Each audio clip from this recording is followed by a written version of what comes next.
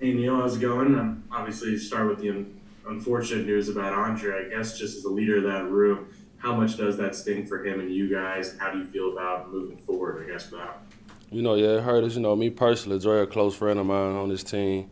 So it hurt me just as much as it hurt him. I know how much he a fighter, how he waited for his turn, how much work he put in. I just told him keep God first and his time gonna come. Yeah, I guess just um, when it comes to Mississippi State, Neil, obviously it seems like a chance maybe to prove that y'all fixed what happened in that game last year. How much far do y'all think you'd come as a defense in the last year? Do you think that you're equipped now to stop the things that gave y'all so much trouble against them last time? We feel good. We confident. We put in a lot of work this offseason with Coach Jones, and we feel like he's gonna put us in best position to make plays and be successful in this game Saturday. Neil, as a veteran guy that's been around for a long time, what are the feelings of going into SEC play? Is there a kind of an extra focus, an extra edge this week? We look at every game as a sign. We just put in the work during the week, work hard, practice hard, so we be successful on Saturdays. What are your memories of cowbells? I know it's a loud stadium. They do their thing over there, and we just gonna come there, block out all the noise, and play good. Now Mason Smith might be playing some defensive end now. I guess somebody practices with him every day. How do you feel about him moving to that spot, and what might that kind of do for your defensive line to have that bigger guy there? A player like Mace, he can play anywhere on the line. That's what's so good about him. He's so versatile. 6'5", 6'6", about 280. Can pass rush, can bend, can play double team, single blocks. He really can do it all. So I'm excited to see how he play out there. Hey Neil, Sheldon Nichols with the Advocate. Coach O was telling us yesterday about how they moved BJ out a little bit, get him off the tackle a little bit, give him a little more, I guess, space to roam. But what have you seen from him in year one to year two? He's already got more sacks than he did all last year. Yeah, he progresses as a player each and every week. He's a natural born pass rusher. He could bend. He could do it all just like Mason. I'm glad we got him on our team.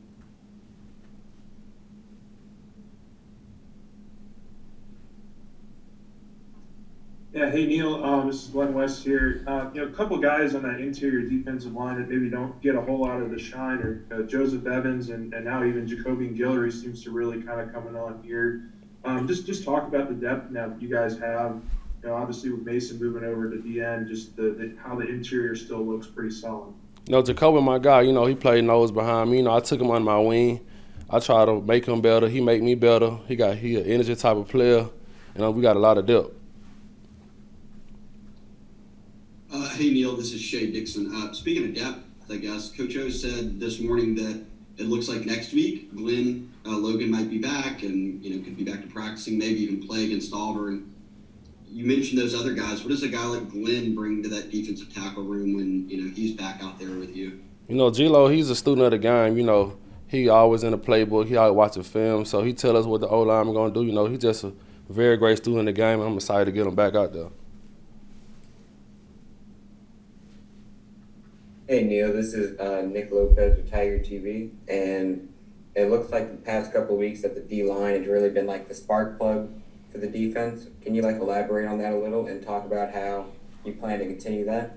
Yeah, we just been working our butts out every week, every day. I get hats off to Coach Jones and Coach Carter for putting us in position to make plays and be successful in the game, and I'm just ready to get back out there and work.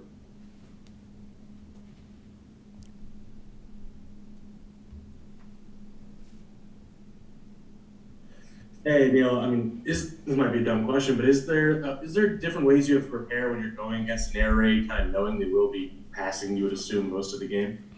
We just go into the practice, do what the coaches tell us to do. They're gonna have the game plan. We just gonna abide by that and be successful. Yeah, you mentioned Coach Carter there for a second. Orgeron's given him a lot of sort of praise when talking about the defensive line. What's he like as a coach? What sort of things does he do with y'all?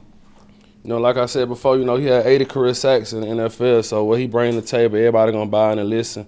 And so far, he's been doing a great job. We've been being successful. We're gonna keep it going. Neil, Coach Ogeron said the first game against UCLA, the first big test, you guys didn't play well, and this is kind of a chance to see where you're at after a couple of, I don't say warm-ups, but kind of get yourself back in position for the next big game. Is that how you feel?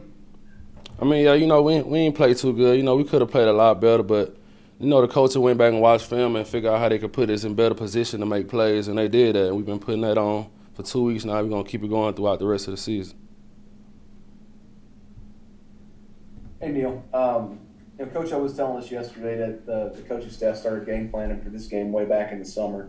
And given that, plus how this game unfolded for you all last year, has that created a heightened sense of urgency around things as you all want to really redeem yourself from that effort and be 1-0 in SEC play? Yeah, SEC, it's big. We're gonna be prepared. We're gonna be ready to do what we got to do to get the win Saturday.